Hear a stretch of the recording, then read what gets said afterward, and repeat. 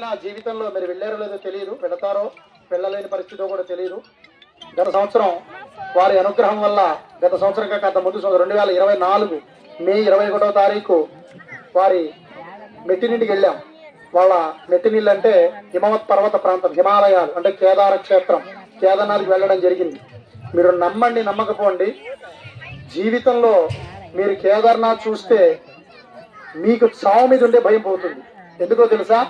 చావుకి షేకాండ్ ఇప్పిస్తాడు శివుడు. అక్కడ చావు అంటే ఏంటో చూపిస్తాడు. నేను చూశానని.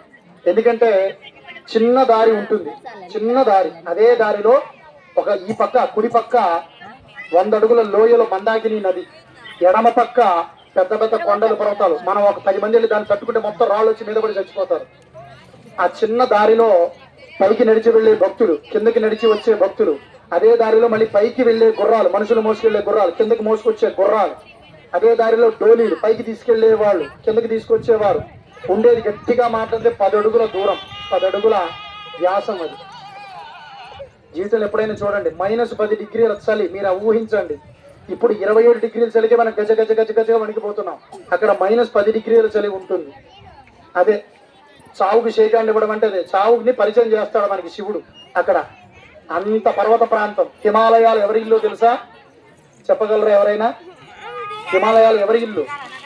పార్వతి అమ్మవారి ఇల్లు. పార్వతి అమ్మవారి తండ్రి పేరు హిమవంతుడు. అందుకే ఆవిడ పేరేమిటి? పార్వతి. పర్వతరాజు పుత్రిక పార్వతి. ఆవిడ పార్వతీదేవి తండ్రి పేరు హిమవంతుడు. హిమవంతుడు అంటే హిమాలయ పర్వతాలు మంచి తెల్ల ఐసుగడ్డలా ఉంటాయి. అవి కరికి మొత్తం నీళ్ళు కిందకు వచ్చేస్తాయి నడిచి వెళ్ళేటప్పుడు. కాబట్టి వాళ్ళ మెట్టినిల్లు అంటే శివుడికి సొంత ఇల్లు ఏమిటి? కైలాసం. ఆయన ఉండేది పేరుకే కైలాసం. ఆయన ఎప్పుడు కైలాసంలో ఎప్పుడు కనపడ్డం. ఆ కనబడేది ఎవరన్నా ఉంటారంటే ఒక్కడే కనపడతాడు అక్కడ. ఈయన వినాయకుడు ఎలకతో ఆడుకుంటూ ఉంటాడు, తోక పట్టుకుని లాగుతూ. ఆయన తప్ప ఇంకెవరో కనపడరు. శివుడు అక్కడ ఉండడు. మరి శివుడు ఎక్కడ ఉంటాడయ్యా అంటే మీకు 2 సమాధానాలు వస్తాయి. శివపురాణం ప్రకారం 2 చోట్ల ఉంటాడు శివుడు. ఒకటి రుద్రభూమి. తెలుసా రుద్రభూమి అంటే? తెలీదా? రుద్రభూమి అంటే ఏంటండి? తెలీదా? ఎప్పుడు వినలేదా? రుద్రభూమి అంటే శ్మశానం. దాన్ని రుద్రభూమి అని పిలుస్తారు. రెండవది ఆయన ఉండే 2వ స్థానం ఏంటో తెలుసా? కళ్ళు దుకాణం. కళ్ళు పాకి ఎక్కడ ఉంటే అక్కడ ఉంటాడు. నేను చెప్పేది మీకు కొంచెం ఆశ్చర్యంగా అనిపించవచ్చు, కానీ మీకు 2 దేవాలయాలు 2 క్షేత్రాలు చెప్తాను. మీరు సరిగ్గా అక్కడికి వెళ్ళి పరిశీలన చేస్తే నేను చెప్పిన మాటలు మీకు నిజంగా కనబడతాయి, వినబడతాయి, చూడగలరు. మొట్టమొదటిది కాశీ.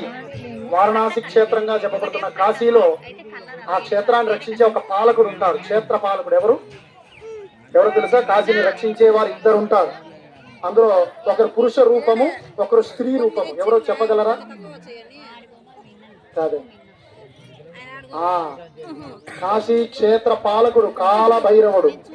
కాలభైరవుడు శివుడే ఇంకొక రూపం కుక్కను వేసుకుని మొత్తం దిగంబరంగా ఉంటూ మెళ్ళో పుర్యమాలన్నీ వేసుకుని ఏకరంగా ఉంటాడు, తెరిచి ఉంటాడు. ఆయన కాలభైరవుడు.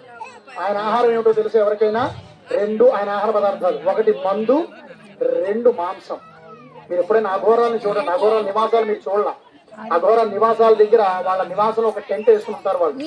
ఆ టెంట్ లోపల కాలభైరవుడి విగ్రహం ఉంటుంది. ఆ కాలభైరవుడికి వాళ్ళు నివేదన చేసేది మాంసం పెట్టి శివుడికి ఒక పళ్ళెల్లో మందు పోసి శివుడికి చూపించి వాళ్ళు తాగుతారు. వాళ్ళ లైఫ్ స్టైల్ ఎప్పుడైనా జీవన విధానం మీరు గమనించండి. అలా మొట్టమొదటి కాశీని పరిరక్షించే క్షేత్ర పాలకుడు కాలభైరవుడు. ఆయనకి రోజు నైవేద్యంగా సమర్పించేది మద్యం.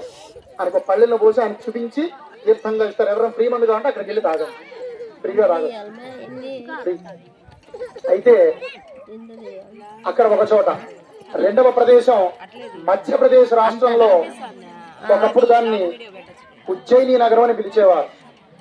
దానికి ఇంకొక పేరే అవంతికా నగరం. మధ్యప్రదేశ్ అసలు పేరు అవంతికా నగరం. ఆ అవంతికా నగరంలో 2 రూపాల్లో వెలుసున్నాడు పరమేశ్వరుడు.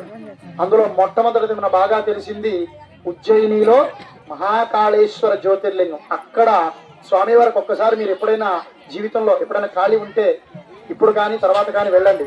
తెల్లవారుజామున 3 గంటలకు వెళ్ళండి అక్కడికి మీకు వెళితే నేను చెప్పిన మాట మీకు కనబడుతుంది. స్వామివారి తల మీద, అక్కడ కాళేశ్వరుడు తల మీద ఒక మూట కడతారు. శివుడి నెత్తి మీద ఒక మూట. ఆ మూటలో ఏముంటుందో తెలుసా? చితాభస్మం, శవాల బూడిద. ఒక బూడిద అక్కడ కడతారు. రెండవది ఒక అఘోర తీసుకొచ్చి ఒక మూటలో తీసుకొచ్చి లోపల శివుడి మీద